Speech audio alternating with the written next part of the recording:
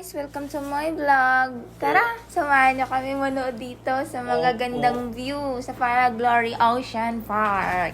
So mga hilig magra-ride dyan, so maging sulit na sulit po yung magiging entrance niyo po dito. Kasi alam niyo po kung bakit. Ang gaganda po ng dito. Ang dami pong rides po dito. So, makikita niyo yan sa baba. Ayan may mga yung po nila dito, yung sliding po, yan sa tubig. Ang sobrang lawak po niya.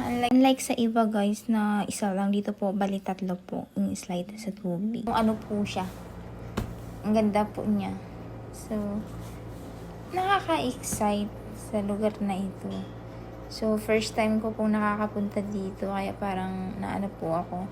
Na-amaze po ako sa paligid kasi may po siya. Ang ganda po ng niya dito.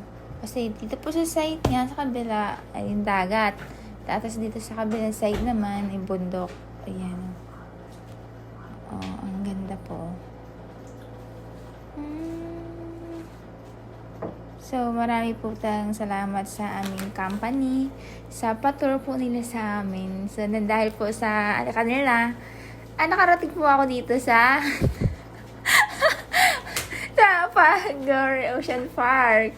Sa Nguyen. Ito po yung pinaka-naabangan ko pong mapupuntahan po namin. So, mahilig po kami mag-rides.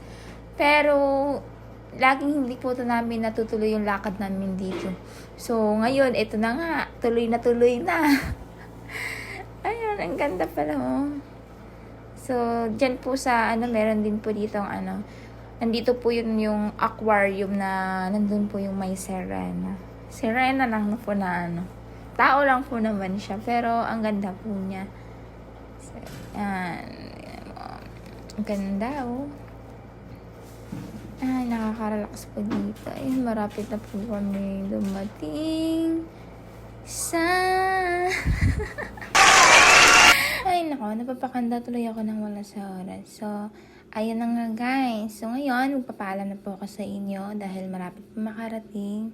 Please like and subscribe to my channel, Joy. Thank you!